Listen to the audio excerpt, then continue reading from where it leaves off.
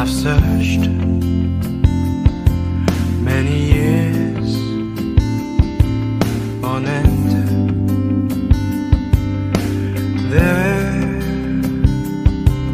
was none that my soul could depend.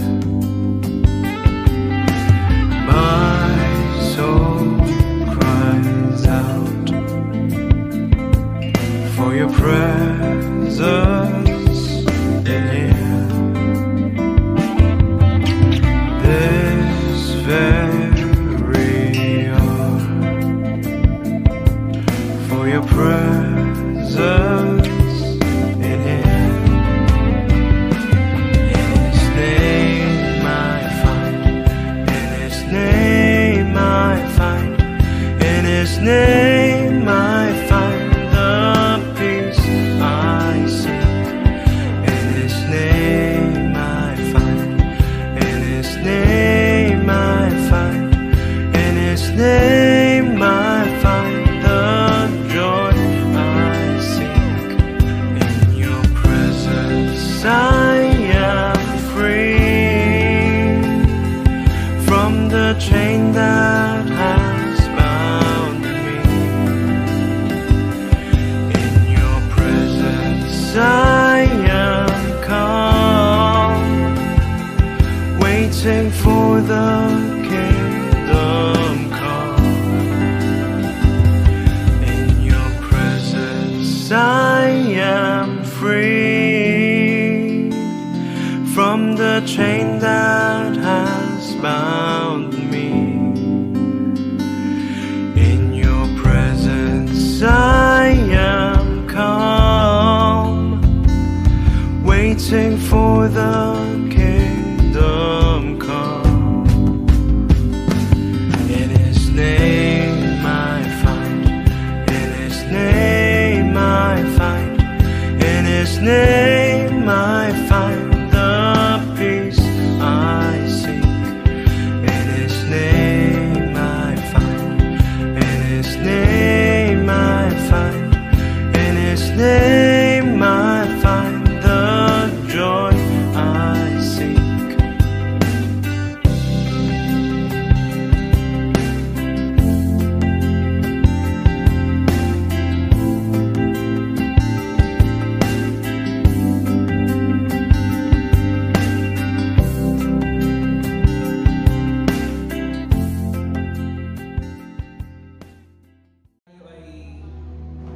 Makipag-intercede sa Kanya. Napakahalaga na magkaroon ng connection with Him. Amen? Siguro take this time or opportunity para mag-pray tayo kay Lord. Hingin natin ang Kanyang blessing.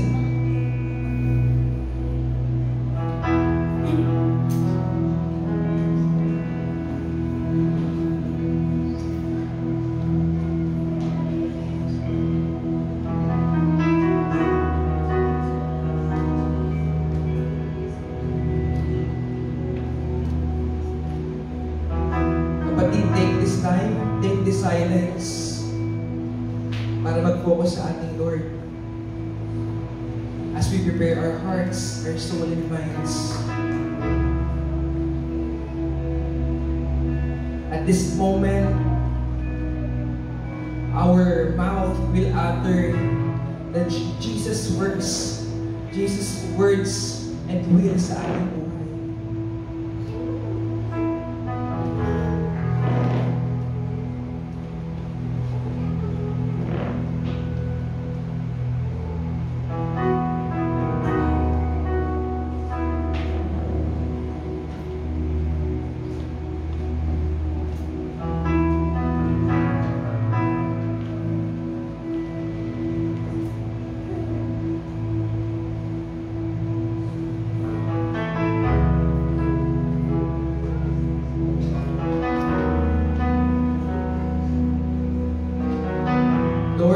You heard their desires, Panginoon. You heard their prayers, O God. Lord, alam namin, Panginoon, sa bawat sitwasyon natin kayo, Panginoon. Nandiriwang ang lahat, nandiyan kayo, Panginoon. Malungkot ang lahat, Lord, ay pinagdadaanan man, nandyan pa rin kayo, Lord. Lord, maraming salamat because hindi namin masukat ang iyong pagmamahal sa amin, Panginoon. Salamat, Panginoon, na riyan kayo, Panginoon. Palaging nasa tabi namin, Panginoon, nag-guide. We're like toddler, Panginoon. Pero kayo ang aming parent, Panginoon. Kayo talaga, Panginoon, ang aming Ama na nagmamahal. Kayo ang aming Ama na naggagabay. Lord, salamat sa iyong Holy Spirit, Panginoon. Salamat, Panginoon, dahil sa anointing na binibigay niyo sa amin, Panginoon. Lord, hindi kami karapat-dapat, pero dahil sa iyong pangalan, Panginoon, kami nalinis. Maraming salamat, Panginoon, at nilagay pribilehiyo, Panginoon, para kami ay makapag-awit, makapagpuri, Panginoon, sa iyong pangalan. Lord, patuloy kaming aawit, Panginoon. Patuloy kaming magpupuri sa iyong pangalan, sa iyong banal na tahanan, Panginoon. Dito, Panginoon. Lord, sa iyo ang papuri, sa iyo ang pasalamat at pagdakila. Sa pangalan ni Jesus. Amen. Ayun kapatid, magpupuri tayo sa ating Panginoon. Iwasan ang distractions and be focused only to Jesus. Nariyan tayo patungkol sa ating Panginoon.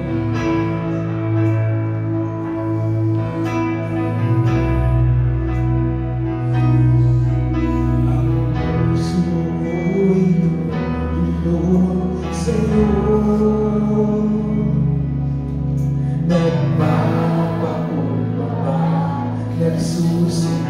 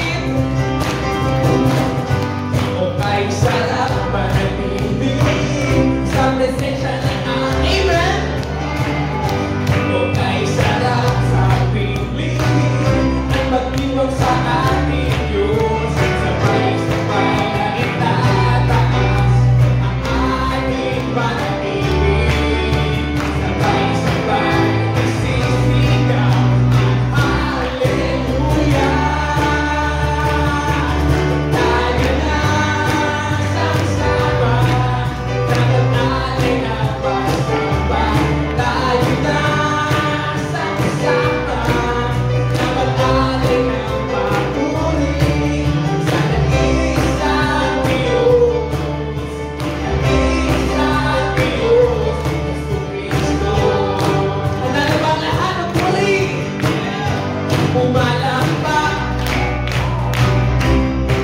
uminda, lumunda, at humiyak sa pumalakpak, uminda, lumunda, at humiyak. Pumalakpak, uminda, lumunda, at humiyak. Tayo na sama-sama, ay magtali ng pasabato. Tayo na sama-sama, ay magtali ng papuri. Tayo na sama-sama, ay magtali ng pasabato. Tayo na sama-sama, ay magtali ng papuri sa isang Diyos, isang Diyos, Jesucristo.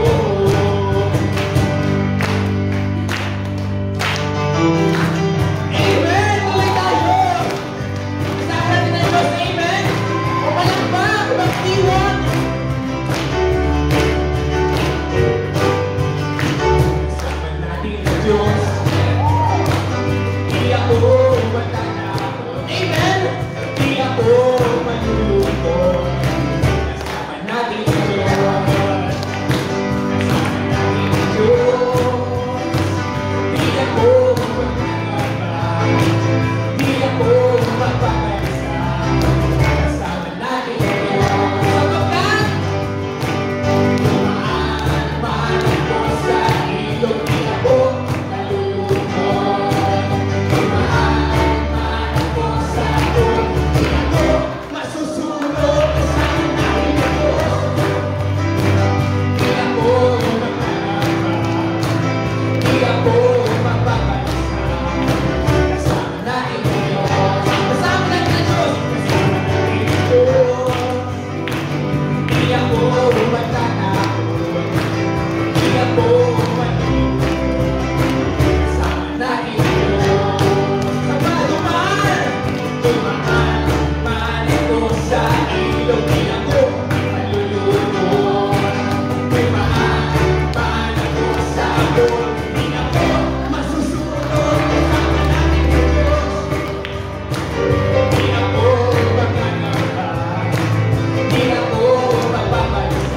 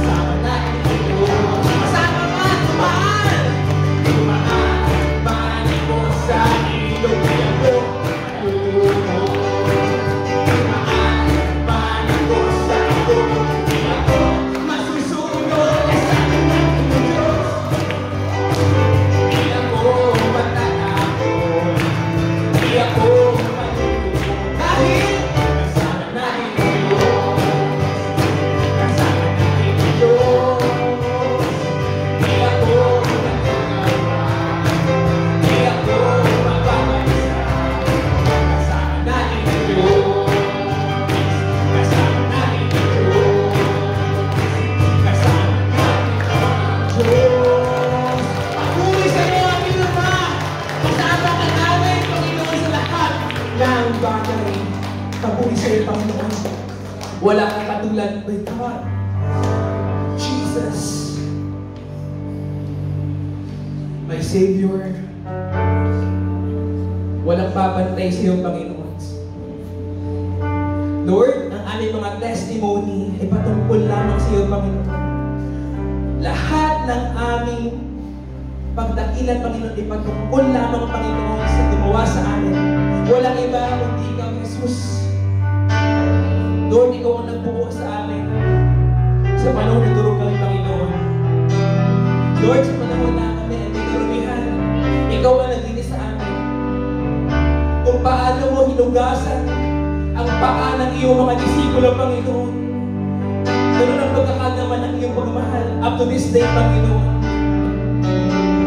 Lord, tunay nga na you came here, Panginoon, to serve others, Panginoon.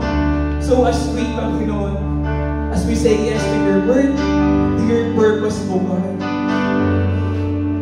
Lord, right now, we are now having open hearts, Panginoon. Tutulog kami sa iyo, Panginoon. Mag-focus kami sa iyo, Panginoon. Because you are truly worthy of our time, worthy of our love, Panginoon. Because you are first who loved us, Panginoon. Amen ba, congregation?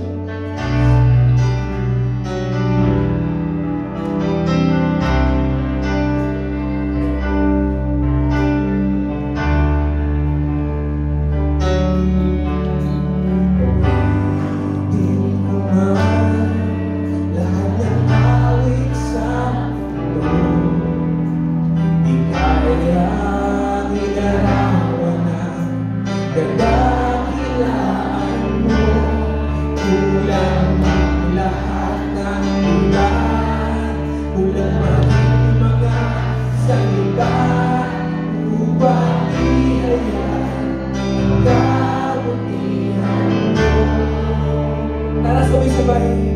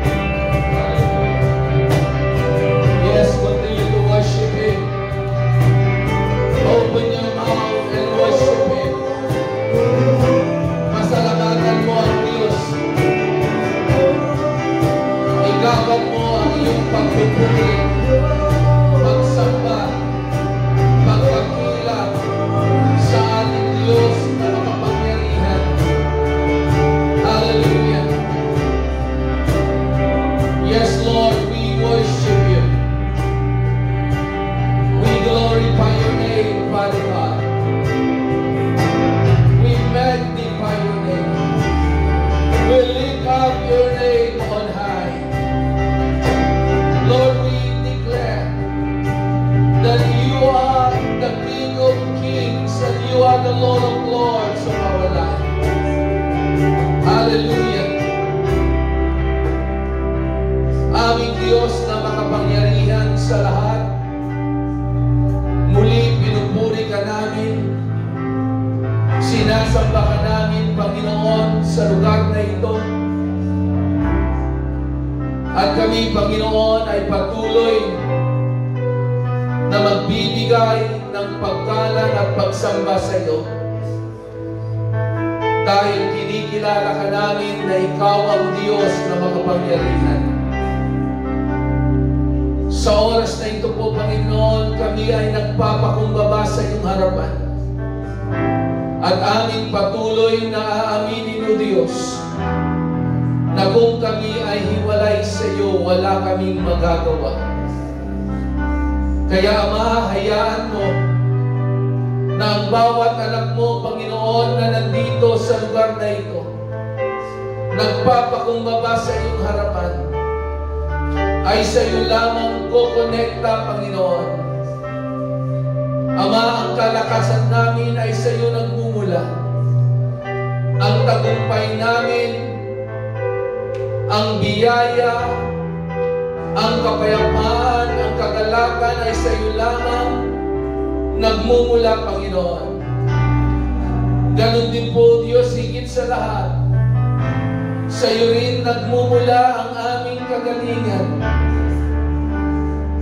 ang aming kaligtasan. Because you, Jesus, you are our Savior.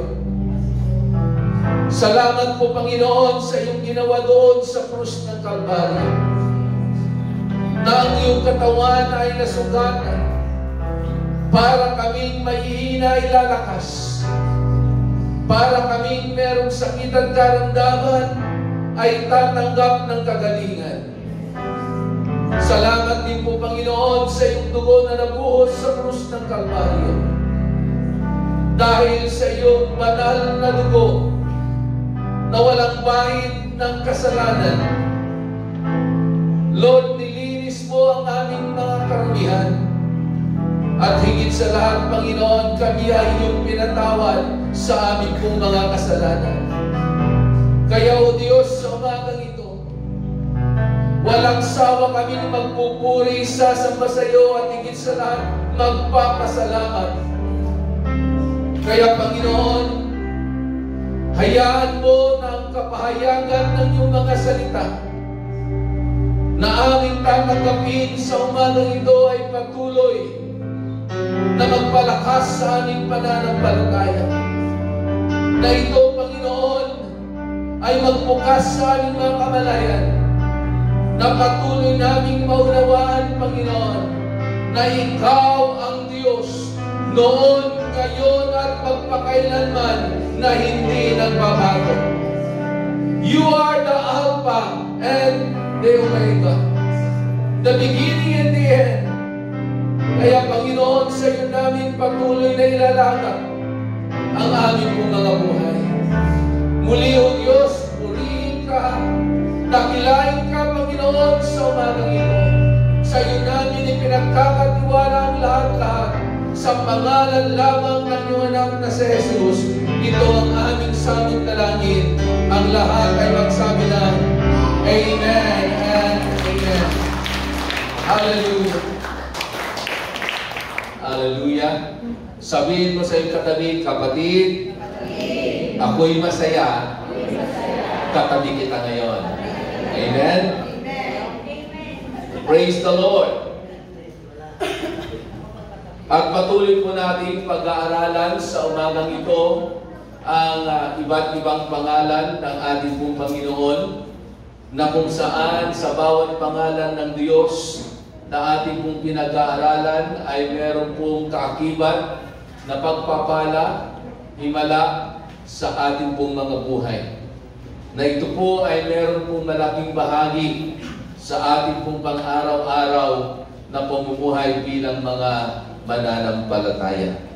Bago po tayo dumako sa ating pong pag-aaralan sa umagang ito, muli, nais ko pong tanungin ang bawat isa, inyo ba bang nauunawaan, inyo ba bang naalala ang ating pong pinag-aralan noong nakaraang linggo? Sino po ang nakakaalala nun? Amen. Okay, ano po yun? Jehovah is Jehovah is here. Okay? The Lord is my help. No? At alam naman po natin na lahat ng tao ay dumarating sa isang kalalagayan na nangangailangan siya ng tulong. At ang tulong na hinahanap po natin ay sa Diyos lamang natin masusumpungan. Dahil ang Diyos, sa Kanya, lahat ng pangangailangan natin ay sa Kanya nagmumula. No? So, yun po yung pinag-aralan po natin nung nakaraang linggo. Dahil mismo si Haring David, he declared, he confessed na ang Diyos na kanyang pinagtitiwalaan at pinaglagakan niya ng kanyang buhay ay ang kanyang helper. Ng Diyos na kanyang malalapitan sa lahat ng oras, sa lahat ng panahon, dahil sa Diyos lamang niya masusumpungan ang tulong na kanyang hinahanap. Sa oras na ito ay pag-aaralan po natin yung another name of our God, na ang salita na pag-aaralan po natin mula sa wikang Hebreo ay Jehovah Rapha. Jehovah Rapha. Nasa wikang Ingles, ang ibig sabihin nito ay the Lord who heals, at sa ibang translation, the Lord our healer. Okay? So, ako po ay naniniwala na ang salitang Jehovah Rapha ay hindi lamang po ito binanggit at ginamit ng mga naunang mga mananampalataya noong unang panahon, at kanilang naranasan ang kapangyarihan ng salitang ito at kung ano ang kayang gawin ng salitang ito at ang pangalan nito sa buhay ng mga taong nagtitiwala at sumampalataya sa Kanya.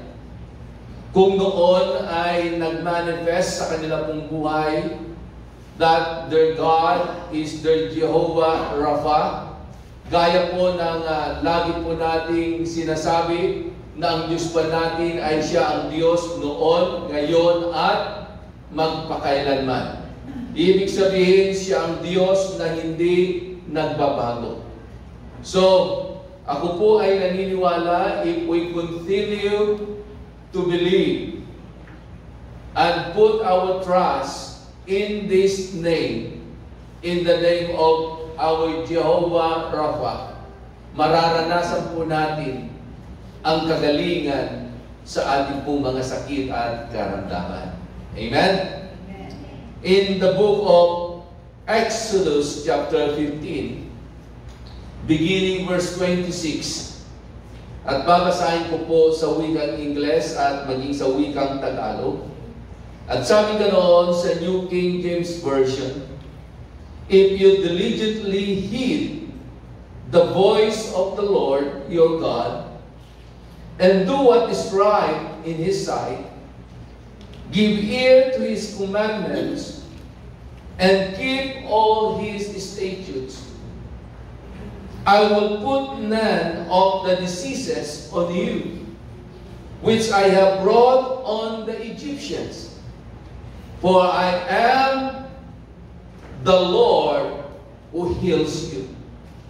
Sa Tagalog, kung susundin ninyo ako ng buong puso, ang Panginoon na inyong Diyos, at gagawa ng mabuti sa aking paningin, at susundin ang aking mga kautusan at tuntunin, hindi ko kayo padadalan ng mga karamdaman gaya ng ipinadala ko sa mga Ehipsyo. Dahil ako, ang Panginoon, ang nagpapagaling sa inyo. Palakpakan po natin ang pagkakabasa ng salita ng Diyos. Gaya po ng mga naunang pangalan na ating pong mga pinag-aralan sa mga nakalipas na mga linggo, ang lahat ng mga pangalan ito ay mayroong malaking bahagi sa ating pong mga buhay. At ang bawat pangalan ito ay mayroong pong malaking magagawa sa buhay ng bawat tao at higit sa lahat sa bawat mananampalataya. At ang bawat pangalan na ito ay mayroong malaking bahagi sa iyong buhay. Sabihin mo sa iyong katabi, kapatid. Ang mga pangalan ng Diyos na ating pinag-aaralan ay mayroong malaking bahagi sa iyong buhay. Amen. At yung word na Jehovah Rapha ay nagmula sa salitang Hebreo na ang ibig sabihin sa wikang Ingles ay the Lord who heals. Or the Lord is our healer. Okay? Yes, sa ating kapanahunan, dahil sa mga teknolohiya, dahil sa mga karunungan na ibinigay ng Diyos sa mga tao, ay nakapag-produce ang ating pong Panginoon ng mga doktor at sila ay binigyan ng kakayanan upang sino mang merong sakit at karamdaman ay kanilang mabigyan ng pansin at mabigyan po ng lunas. Maging sa mga gamot na naimbento, ay nakakatulong sa kagalingan na hinahanap ng maraming mga tao na merong sakit at karamdaman. Pero hindi lahat ng sakit at karamdaman ay kayang pagalingin ng mga doktor. Hindi lahat ng sakit at karamdaman ay merong kaakibat na lunas o gamot para malunasan at mapagaling ang iyong karamdaman. Alam naman po natin na maraming mga tao na nagkaroon ng sakit at karamdaman, maraming kayamanan, maraming resources, ginamit ang kanilang impluensya, ginamit ang kanilang kayamanan, pumunta sa mga espesyalista, pumunta sa mga mamahaling mga hospital, ginamit ang mga sa tingin nila ay epektibong mga gamot, pero walang nangyari.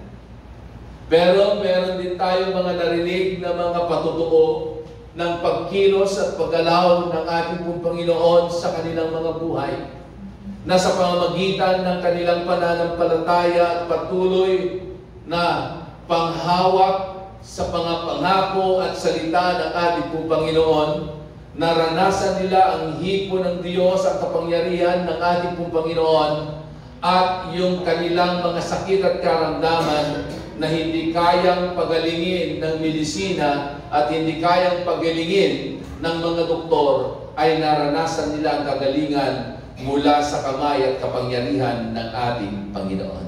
Amen? So patuloy lamang po tayong maniwala at manampalataya sa Diyos na ating pong sinasamba at pinaglilingkuran.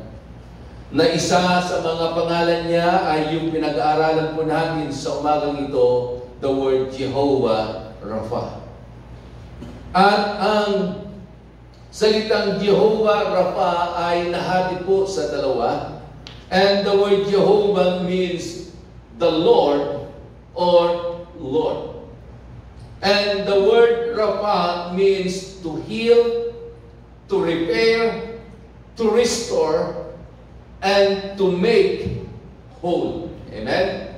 So, makikita po natin na yung the word Jehovah Rapha ay nahati sa dalawa. At meron kanya-kanyang paliwanag po dito. Kaakibat na paliwanag ang bawat salitang ito. Pero pag pinagsama po natin yung the word Jehovah and the word Rapha, it signifies that God is the one who heals, repair, restores both our physical and our spiritual well-being. Amen? So, makikita po natin, our Jehovah Rapha, ang Diyos na ating pong kinikilala, ay siya yung Diyos na nagpapagaling. Amen? Naniniwala ba tayo? Amen. Na ang Diyos na ating pong sinasamba ay kayang magpagaling ng anumang sakit at karamdaman. Siya rin yung Diyos na nag-aayos ng mga bagay na nasira. Okay? He is the God who restore. Nagpapanumbalik. Both our physical and our spiritual well-being. So sa lahat ng aspeto ng ating pong mga buhay, physical man yan, mental man yan, emotional man yan, or higit sa lahat, spiritual, ay kayang-kayang pagalingin ng ating pong Panginoon, kayang-kayang ayusin ng Diyos, at kayang-kayang panumbalikin ng Panginoon yung original na kalagayan nito. Dahil ang Diyos po natin, He is our Jehovah Rapha. Amen? So balikan po natin yung Exodus chapter 15 verse 26. At gusto ko pong ituon po natin yung ating pong mga sarili doon sa pinakahuling bahagi po ng talatang ito ng Exodus chapter 15 verse 26. Anong pong sabi po doon? Hindi ko kayo padadalhan ng mga karamdaman gaya ng ipinadala ko sa mga Ehipsyo dahil ako ang Panginoon ang nagpapagaling sa inyo. So we can English, for I am the Lord who heals you. Okay? Paano ba dumating sa ganitong punto na sinabi ng ating pong Panginoon na kung kayo ay mananatili sa aking mga salita, pakikinggan niyong mabuti at bibigyan niyo ng pansin ang aking mga utos, ang anumang mga sakit na naranasan ng mga Ehipsyo ay hindi ninyo mararanasan sapagkat ako ang Diyos na nagpapagaling sa inyo. Bakit po dumating sa ganitong kalalagayan na nasabi ng ating po Panginoon ang mga katagang ito? Para maunawaan po natin maigi, nais ko pong tingnan po natin yung mga naunang mga talata, yung pinaka-background ng talatang ito. In Exodus chapter 15, beginning verse 22 up to verse 25. Ito po yung kwento na nangyari sa buhay ni Moses at ng mga Israelita. Nung sila po ay matapos tumawid sa dagat na pula, at sila ay nagsimulang maglakbay.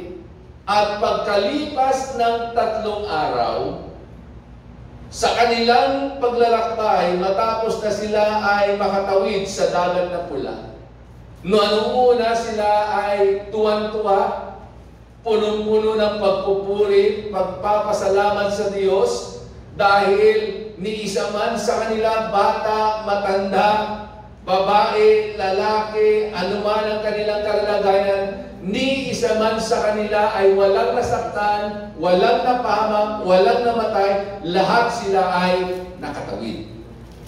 Iningatan, sinamahan ng ating pong Panginoon. But after 3 days of wandering in the wilderness, nung sila ay nakaranas na ng pagkauhaw, wala silang mahanap na tubig na iinumin. Okay? Pero pagdating po, in Exodus chapter 15, beginning verse 22, ito po ang nangyari. Pinagayak ni Moses ang mga Israelita at umalis sila sa dagat na pula patungo sa ilang ng shore. 3 araw na silang naglalakbay, ngunit wala pa silang nakikitang tubig. Yung kalahating araw lang na wala kang iniinom na liquid ay napakahirap na. Amen? Lalo-lalo na ngayon, napakainit. Sa wakas, dumating sila sa batis ng Mara. Ngunit hindi nila mainom ang tubig nito dahil mapait. Kaya tinawag nila itong batis na mapait. Nagreklamo kay Moses ang mga Israelita. Ano ngayon ang iinumin namin? Oo nga. Minahanap na silang tubig. Pero nung tinikman nila, hindi nila kayang inumin dahil mapait. Mapait. Lalo-lalo na tayo nasanay na ang gusto ng ating mga panlasa ay matamis. Lalo-lalo na kung Coca-Cola. Amen. Yeah. Coke Zero, sabi nila. Dahil dito, humingi ng tulong si Moses kay Yahweh. Itinuro naman sa kanya ang isang putol na kahoy. Kinuha ito ni Moses at inihagis sa tubig. Nawala ang pait niyon. Doon sinubok sila ni Yahweh at binigyan ng tuntunin. Kaya nga pagdating sa verse 26, ito na yung mga sinabi ng ating pong Panginoon. Amen? So makikita po natin yung naging takbo ng pangyayari sa buhay ng mga Israelita. Sinamahan ng Diyos, iniligtas ng Diyos, itinawid sa dagat na pula, at nung sila'y nakatuwid, at nung tingnan nila yung mga Ehipsyo, na mga sundalong Ehipsyo na umahabol sa kanila, na sila po ay nalulunod na doon sa dagat na pula. Sila ay tuwan-tuwa, nagsisigawan, praise the Lord, hallelujah, iniligtas tayo ng Panginoon, walang isa man sa atin na napahamak at namatay o nasaktan. Pero pagkatapos ng 3 araw, nagreklamo po sila. Amen? Sabihin mo sa iyong katabi, kapatid, matapos mo bang magpasalamat sa Diyos sa kanyang mga kabutihan sa iyong buhay? Kagaya ka rin ba ng mga Israelita na nagre-reklamo ka lang? Sabihin mo sa iyong katabi, kapatid, mabilis kang makalimot. Amen? Di ba ganun po tayo? Ang bilis nating makalimot. Masyado tayong minsan nakatuon sa ating inaharap at sa ating kalalagayan. Nakalimutan na natin yung mga magagandang bagay, mga kahangahangang bagay na ginawa ng Diyos sa ating pong mga buhay. Alam niyo po, yung ganyang klase ng tao, dala-dala na niya yung salitang reklamo. Amen? Mabilis magreklamo. Alam niyo po, sabi po ng banal na kasulatan, sa pangyayaring yun, sila ay sinubok ng Diyos. At ano ang sinubok sa kanila? Kasama ang kanilang pananampalataya. Alam niyo po, isa sa mga dahilan kung bakit tumagal ang paglalakbay ng mga Israelita na kung tutusin ay ilang araw lamang dapat yung kanilang paglalakbay at sila ay makakarating na doon sa lupang ipinangako ng Diyos, the Promised Land. Na kung saan ay doon sila maninirahan at mananatili at i-enjoy nila yung buhay na ipinangako ng Diyos at disenyo ng Diyos sa kanila. Pero dahil ang tao, ang mga Israelita ay mabilis magbago, mabilis makalimot, nature na nila na sila ay laging nagre-reklamo, they love to complain, they love to murmur. At alam niyo po, tumagal ang kanilang paglalakbay. Imbes na ilang araw lamang, umabot sila ng 40 years. Ako po ay naniniwala na may mga dahilan ang Diyos kung bakit hanggang ngayon hindi mo pa nakikita ang kasagutan ng iyong mga panalangin. Inabot na ng buwan, inabot na ng taon, siguro hindi lamang 1 taon, 2 taon, 5 taon, 10 taon, pero hindi mo pa nakikita ang kaganapan ng mga bagay nito. Siguro kasama ka sa mga kagaya ng mga Israelita.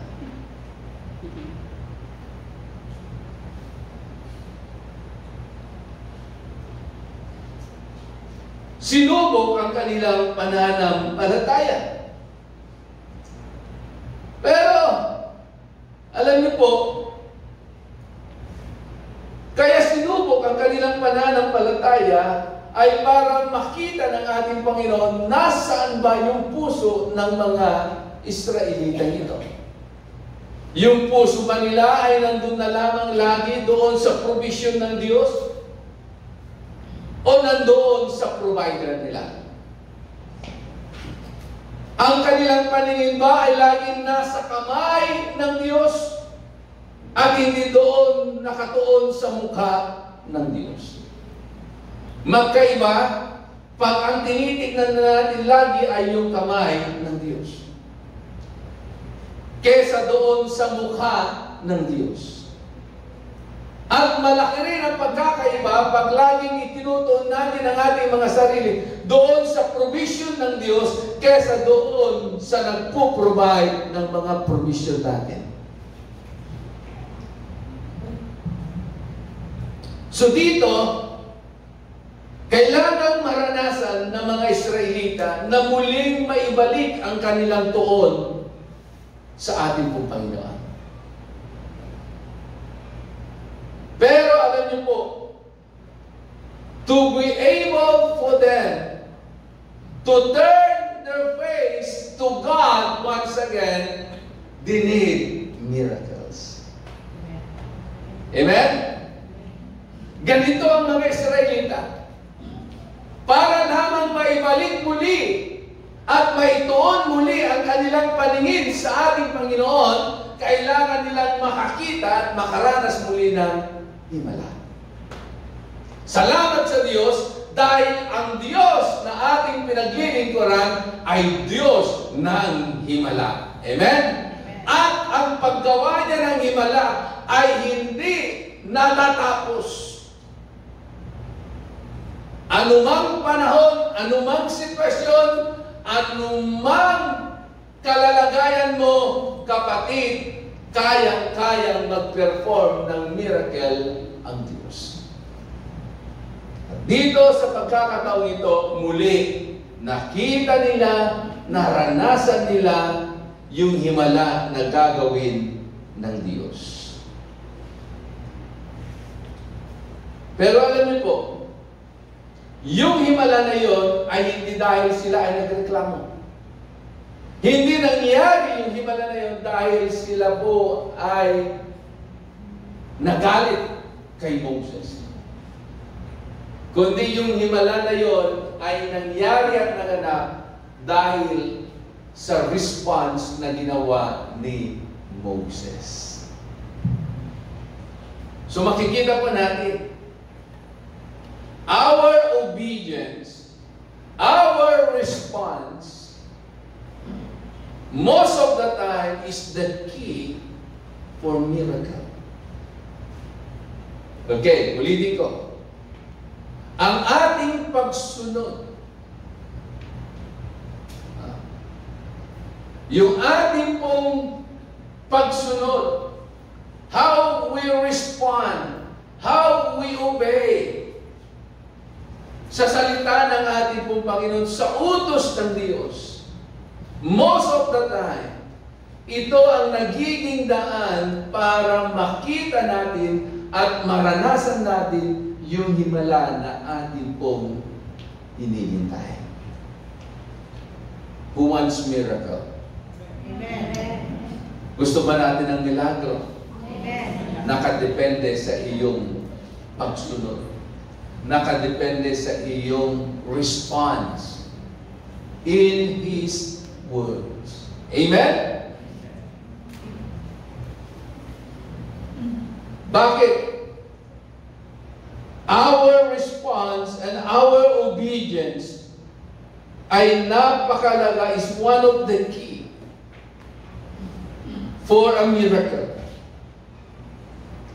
Di ba nakita po natin dito sa talatang ating pong binasa?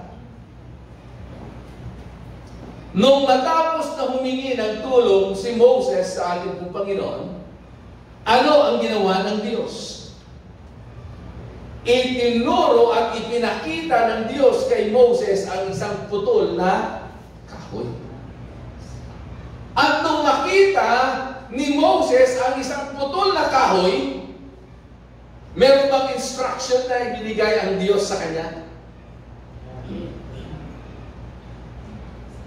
Doon sa talata na ating puminasa, meron bang instruction na ibinigay ang Diyos sa kanya? Meron. Ano ang instruction? Pulutin niya, kunin niya yung putol na kahoy, at kanyang itagis o itapon doon sa tubig o sa batis ng Mara.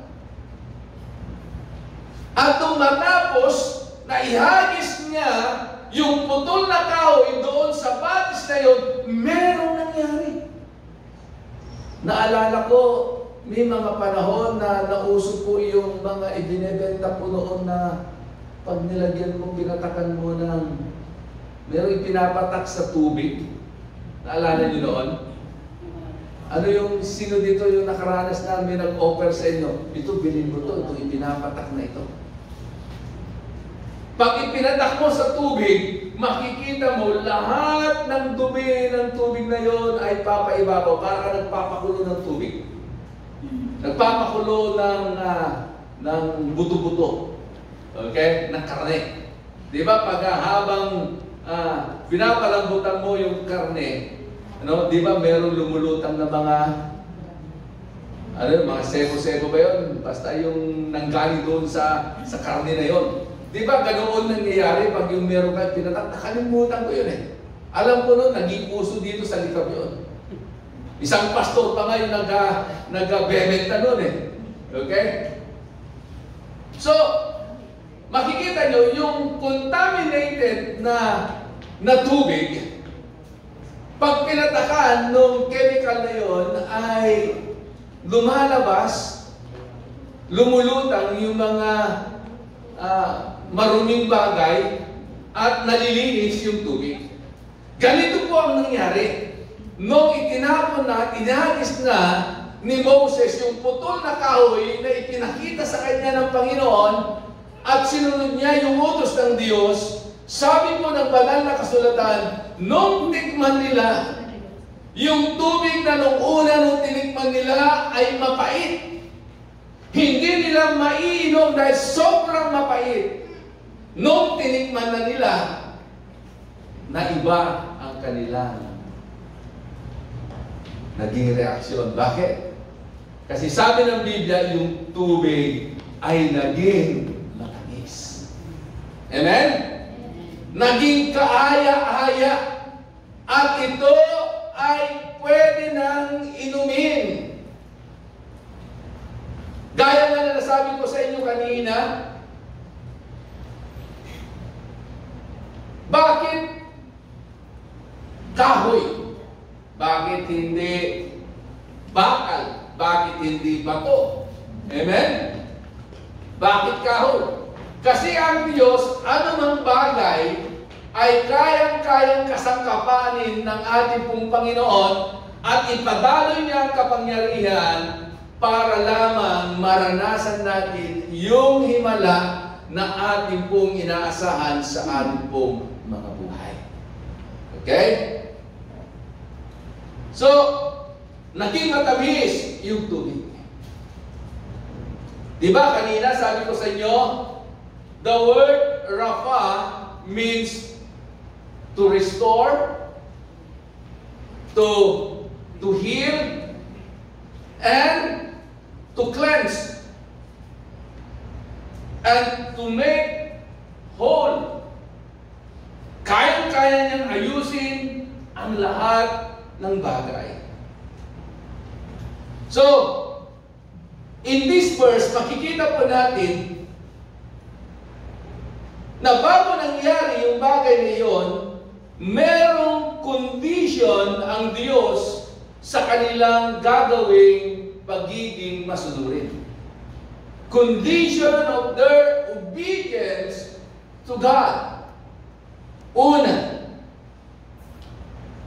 para maranasan po natin yung himala at kagalingan na ipinaranas ng Diyos dito sa buhay ng mga Israelita, na yung mapait na tubig ay pinalitan niya at ginawa niyang matamis. Una, we need to diligently hearing the voice of the Lord.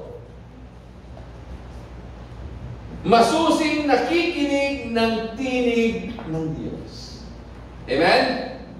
Ulitin ko, masusi ho ba natin pinakikinggan ang tinig ng Diyos? Alam niyo po, pag tayo ay masyadong nakakiling doon sa tinig ng ating pong Panginoon, hindi tayo mapapahama. Hindi tayo maliligaw. Kasi anong sabi po ng banal na kasulatan?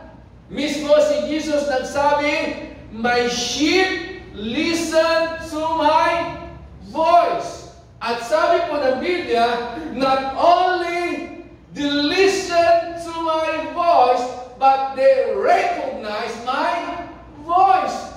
And then when they recognize my voice, they don't have the problem to follow.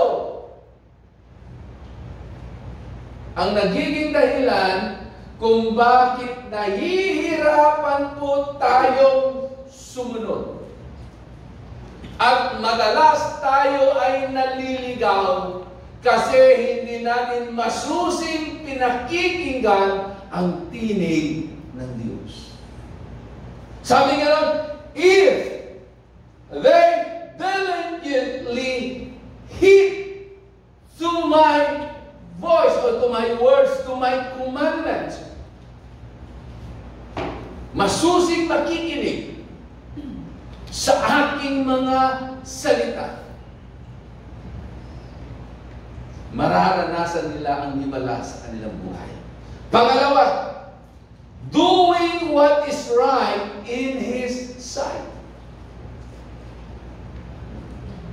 Gawin kung ano ang tama sa paningin ng Diyos. Alam ko po, tayo po ay nasa tama ng pag-iisip. Alam na natin kung ano ang tama at mali. Sabihin mo sa iyong katabi, kapatid, matanda ka na. Alam mo na ang tama at mali. Amen? Pangatlo, giving ear to His commandments.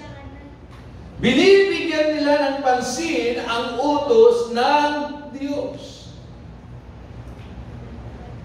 So, yun yung pangatlong kondisyon ng Diyos.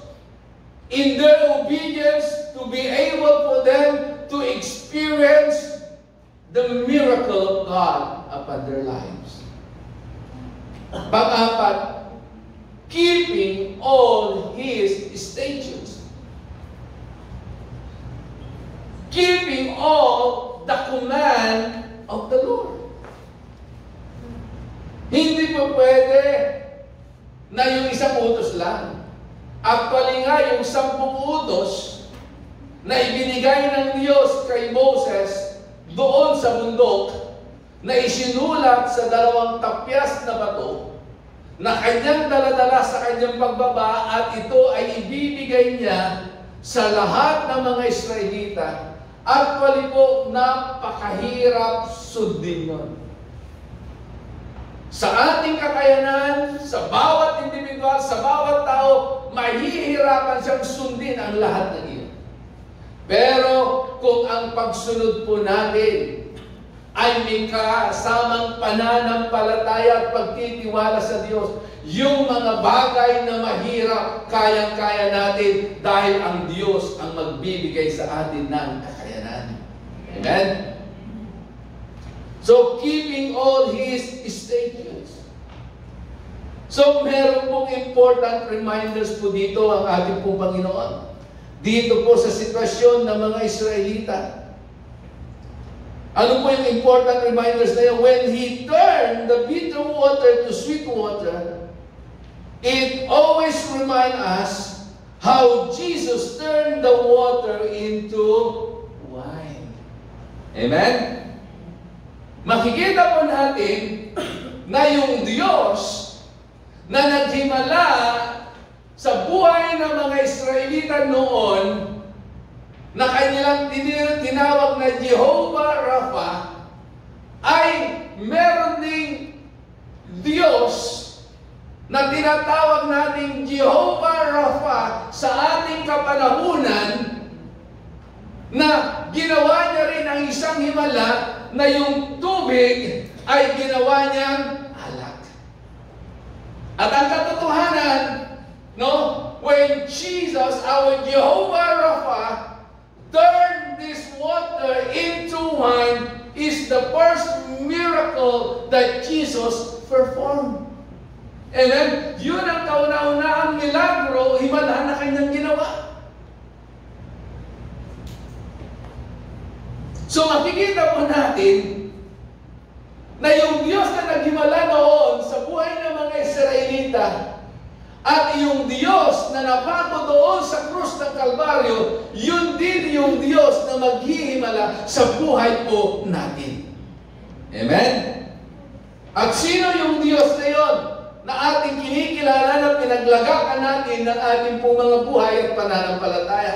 Si Jesus. So only God has the power and ability to perform miracles. Naniniwala ba kayo? Na every time God perform miracles, itong milagro o himala na kanyang ginagawa at gagawin ay mananatili. Kasi yung mga espiritista, pwede rin magkandak po ng himala, pero panandalian lamang. Amen? But when God perform miracles, ito po ay permanente. Permanente ang kanyang gagawing himala.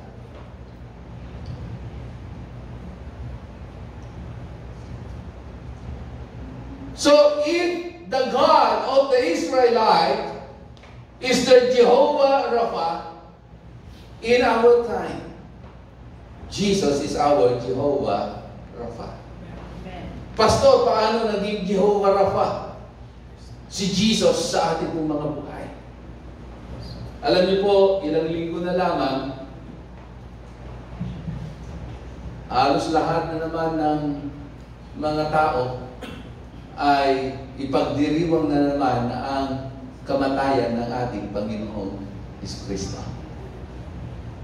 At mahalaga na maunawaan po natin kung ano yung ginawa ni Jesus doon sa krus ng Kalbaryo. At ano ang epekto nito sa buhay natin, sa ating pananampalataya bilang mga born-again believers. Hindi lamang basta i-celebrate natin, dapat ito ay nagmamanifest sa ating pong mga buhay. Amen? So makikita po natin dito na maging ang ating Panginoong Hesus, our Jehovah Rapha in our time, ay kanyang ipinakita sa kanyang mga alagad at sa mga tao na sumunod sa kanya noong unang panahon, nung siya ay nagmi-ministeryo dito sa ibabaw ng lupa for 3.5 years, na si Jesus ay nagpagaling sa mga may sakit. Tama po ba? Na si Jesus ay nagpalayas ng mga masasamang mga espiritu sa mga taong inaalihan nito. So, makikita po natin the Jehovah Rapha in the time of Moses, of David, even Jacob and Abraham, is the God who heals, restores. Amen? Is the same God that we worship in our time, is the God who heals, restore, amen? At ang Diyos na nagpapalaya. In Matthew chapter 3 and in Matthew chapter 4 verse 23, tingnan po natin kung ano sinasabi po ng salita ng Diyos. Para makita natin, maunawaan natin na yung Diyos na pinaglagakan natin ng ating pananampalataya, He is also our Jehovah Rapha. Ano sabi dito? Nilibot ni Jesus ang buong Galilea.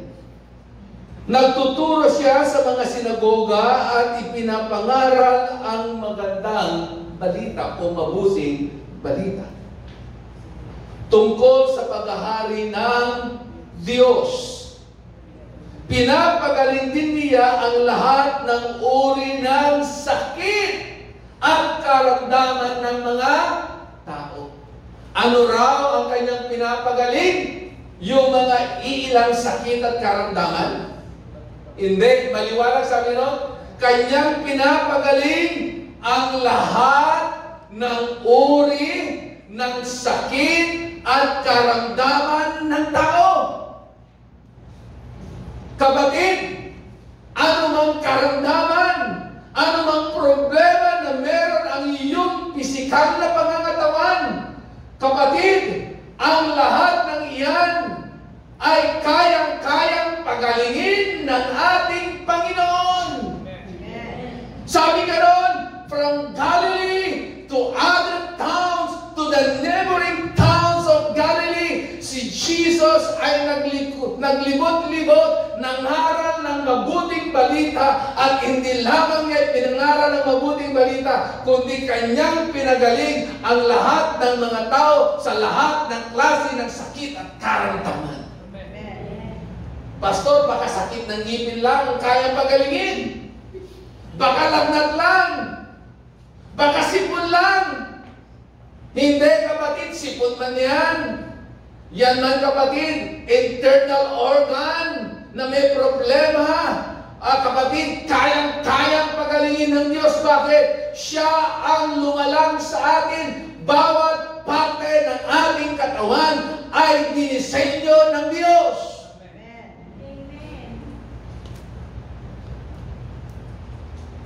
Matthew chapter 19, verse 2.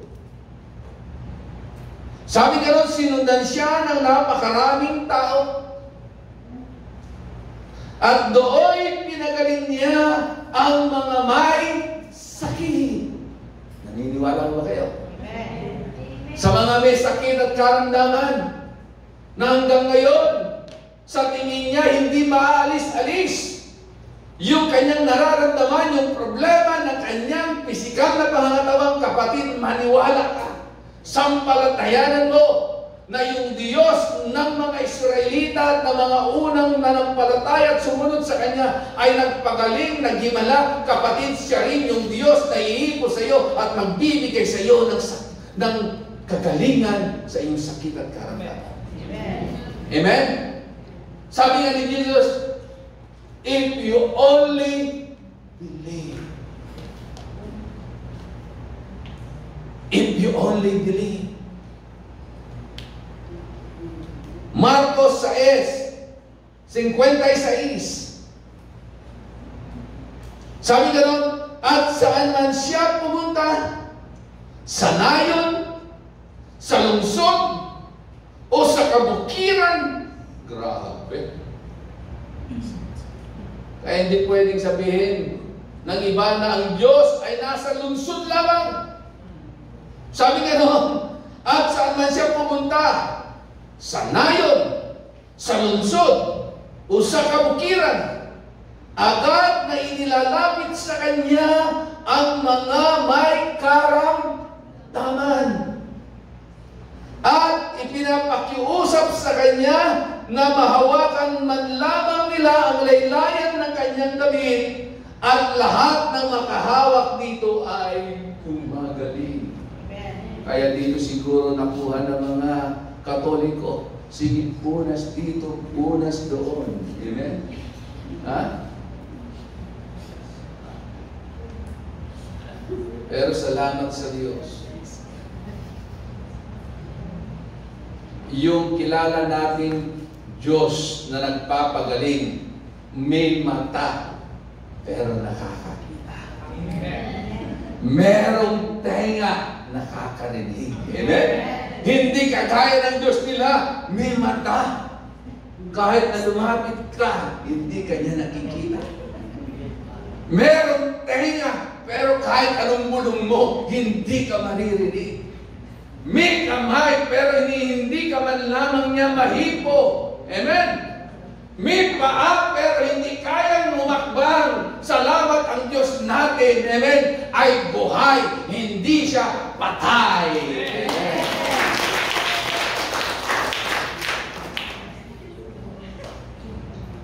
Lucas 5:20. Ito naman ay kwento kung paano ang Diyos ay kanyang pinagaling ang isang lalaking lumpo na sa pamamagitan ng tulong ng kanyang mga kaibigan, inakyat siya sa bubong at mula sa bubong ng bahay kung saan nangangaral si Jesus, binutas nila yung bubong at unti-unti dahan-dahan nilang ibinaba yung kaibigan nilang lumpo. At nung makita ni Jesus, ito ang kanyang sinabi. Nang makita ni Jesus ang kanilang pananampalataya, sinabi niya sa kanya, kanino daw nakita ni Jesus yung pananampalataya? Sa kanyang mga kaibigan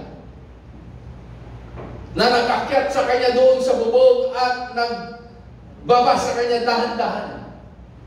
At nung makita ni Jesus yung pananampalataya ng kanyang mga kaibigan, sinabi ni Jesus sa lalaking lumpo,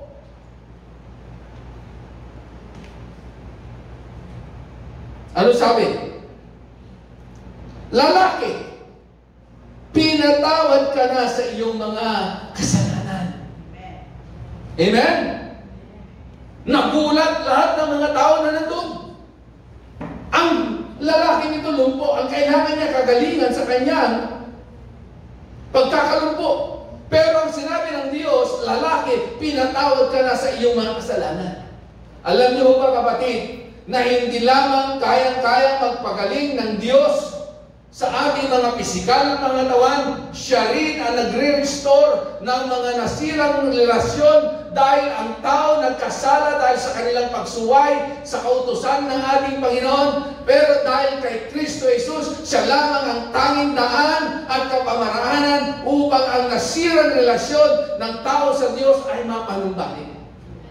At yung pagpapanumbalik na yun ay sa pamamagitan na ikaw at ako na makasalanan ay mananasan muna ang kapatawaran na nagmumula sa ating Panginoon.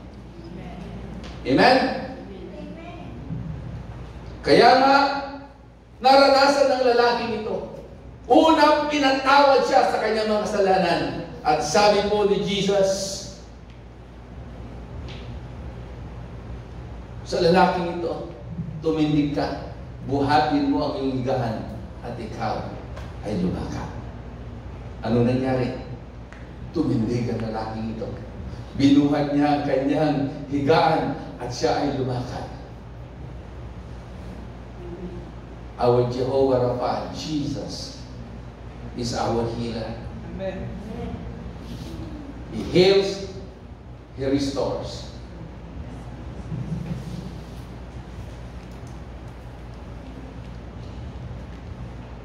Isaiah chapter 53 verse 5. Ito yung propesiya na tinanggap ni Propeta Isaiah kung ano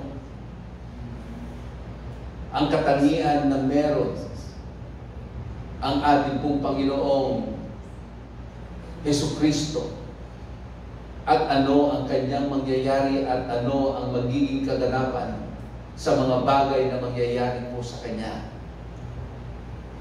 Ano sabi po diyan? Isaiah chapter 53 verse 5. But He was wounded for me. Sabi nga, He was wounded for you. To all of us. For our transgression. He was bruised for our iniquities. The chastisement of our peace was upon Him, and by His stripes we are healed. Past tense. We are healed. Amen? 2,000 years ago, nung si Jesus ay mabayubay sa krus ng Kalbaryo, ang kanyang tagiliran ay tinusok ng sibat ng sundalong Romano. Amen? Ang kanyang likod ay pinalo ng ilang beses, no, ng mga sundalong Romano. At sabi po ng Biblia, yung kanyang laman sa kanyang likod ay nadurog, nawasak, at yung kanyang mukha ay nadurog, at nung siya ay putungan ng koronang tinik at ibaon ang koronang tinik sa kanyang ulo, sabi ganon ng banal na kasulatan, umagos ang matinding dugo doon sa buong katawan ni Jesus. Meron po ang sabi ng mga historian, yung nangyari kay Jesus nung siya ipako na sa krus ng Kalbaryo, halos hindi mo na makilala si Jesus sa tindi ng kanyang sinapit. Pero ang sabi po ng banal na kasulatan, ang lahat ng iyon ay tinanggap ni Jesus, nangyari kay Jesus dahil sa iyo at sa akin. Amen? Na siya, na Diyos na walang kasalanan, ay kanyang inako ang lahat ng kasalanan ng sangkatauhan upang ikaw at ako sa pamamagitan ng kanyang dugo, malinis ang lahat ng ating karumihan, mapatawad ang lahat ng ating mga kasalanan. At ito pa, ang napakagandang dahilan kung bakit si Jesus ay nabayubay sa krus ng Kalbaryo. At sa kanyang mga sugat at latay na tinamo, by His wounds, by His stripe, you and I, we are healed. Sabi mo sa iyong katabi, you are healed. You are healed. Amen? Amen. Pinagaling ka na ng Diyos. So anong dapat natin gawin? We need to claim that word that we are healed because of the stripe of Jesus. Dahil sa mga sugat at latay ni Jesus, tayo ay pinagaling sa ating mga sakit at karamdaman. 1 Peter chapter 2 verse 24, huling talata bago tayo manalangin. Unang Pedro, kabanatang 2, talatang 24. Sabi ganon ni Apostol Pedro, noong isang araw po, ay kahapon nanonood po ako ng ibang series po, iba't ibang series po ng The Chosen. At dumating po yung time na nakita ko lahat ng pangyayari na ginagawa ni Jesus. Merong isang alagad na walang ginawa kundi magsulat. Sinusulat niya. Lahat ng kanya nakikita, lahat ng kanya naririnig, lahat ng pangyayari sinusulat niya.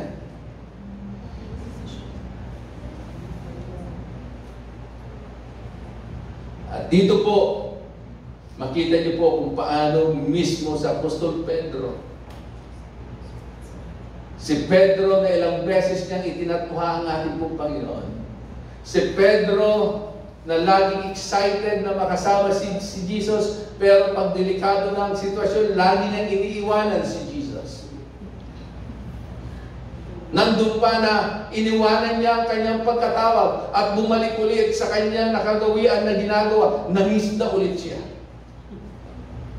Pero tingnan niyo po, maging si Pedro, pinatutuhanan niya at kanyang sinabi kung ano ang kaganapan ng ginawa ni Jesus.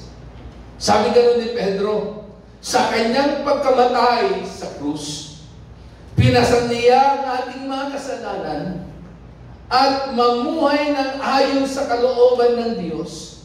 Sa pamamagitan ng kanyang mga sugat, kayo'y pinagaling. Amen? Sa pamamagitan ng kanyang mga sugat, ikaw, ako, tayong lahat ay kanyang pinagaling. Amen? Mga kapatid, ang lahat ng ito ay para sa atin. Ang pagpapagaling ng ating pong Panginoon ay para sa lahat. Ang pangakong ito at ang salitang ito ng ating Panginoon, when the Word of God says, sa pamamagitan ng mga sugat at lagay ni Jesus, lahat tayo ay kanyang pinagaling, kapatid, lahat tayo. Hindi lamang si sister o si brother o ilang tao, kundi lahat po tayo. Ang kailangan lamang natin, una, maniwala, manampalataya, at tanggapin ang bagay na ito. Amen? At pag ginawa natin ang bagay na ito, mararanasan mo sa buhay mo that Jesus is your Jehovah Rapha. Amen? He is our Jehovah Rapha. Amen? Sa oras na ito, sa pamagitan ng kanyang kapangyarihan at sa pamagitan ng kanyang mga salita na nahayag, kapatid, mararanasan natin ang kagalingan na igagawan ng Diyos. Tayo po tumayo at tayo po ay manalangin sa Diyos. Hallelujah. Sige po, itaas po natin ang ating mga kamay sa ating po Panginoon. Thank you, Jesus. Hallelujah. Oh, Rabayande, Sikarararayande. Buksan mo ang iyong mga labi, mga kapatid, at kausapin mo ang Panginoon sa oras na ito. Hallelujah. Thank you, Lord. Salamat po, Panginoon, dahil meron kang ginawa doon sa krus ng Kalbaryo 2,000 years ago. Salamat po, Panginoon, dahil ang Diyos na amin pong sinasamba at pinaglilingkuran ay hindi lamang ang Diyos na aming malalapitan tuwing kami ay nangangailangan ng tulong. Hindi lamang Ikaw ang Diyos ng kapayapaan, kundi higit sa lahat, Panginoon, kami ay lubos na nagpapasalamat sa oras na ito. At muli naming naunawaan sa pamamagitan ng iyong mga salita that you are our Jehovah Rapha, our healer, ang Diyos na nagpapagaling, ang Diyos ng Himala. Panginoon, sa oras na ito, kami ay lumalapit sa iyo. Wala kaming may tatago sa iyo po, Panginoon. Alam mo ang tunay naming kalalagayan. At alam mo rin, O Diyos, kung anong aspeto ng aming mga buhay ang nangangailangan ng iyong pagkilos at paggalaw. Lord, we pray today, just what your word says, O God, that you are the God who heals, that you are the God who restores, the God who cleanses, and the God of miracle. Panginoon, sa oras na ito, narito ang iyong mga anak.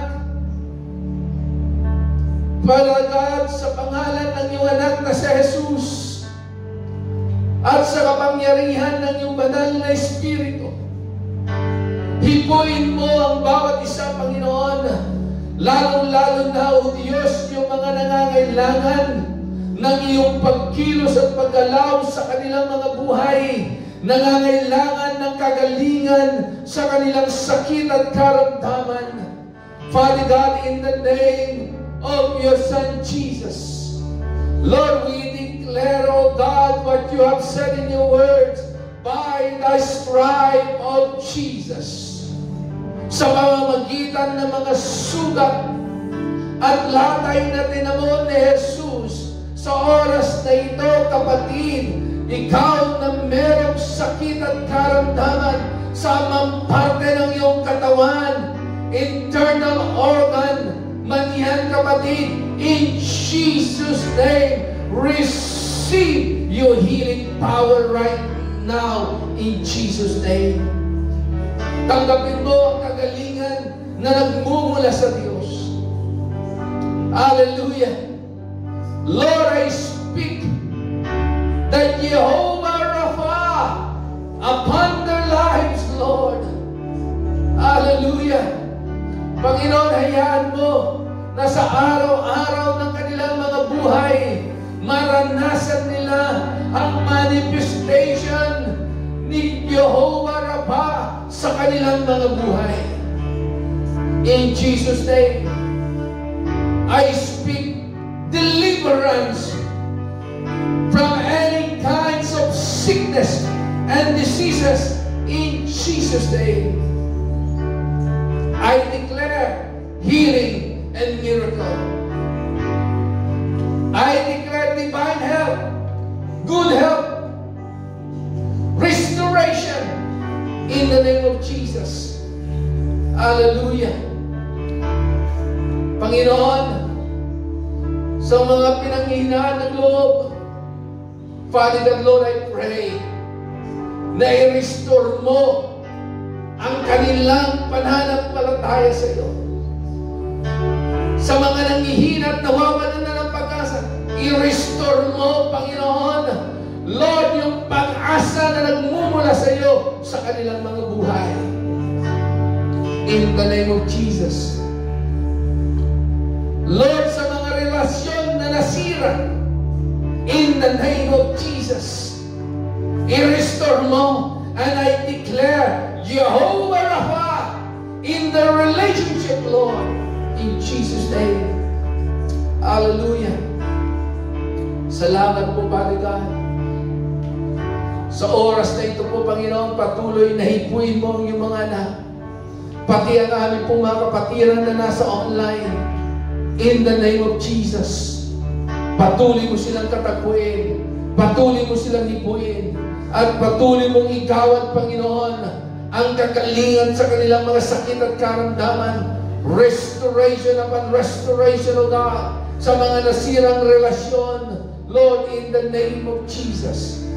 In the name of Jesus. Salamat po.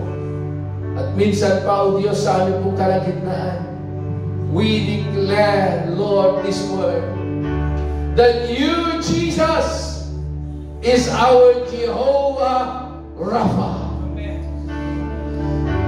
We declare in our life that you, Jesus is our Jehovah Rapha. In Jesus' name, we receive the healing. We receive the restoration. We receive wholeness. Oh God, in Jesus' name. In Jesus' name. Salamat po, Panginoon.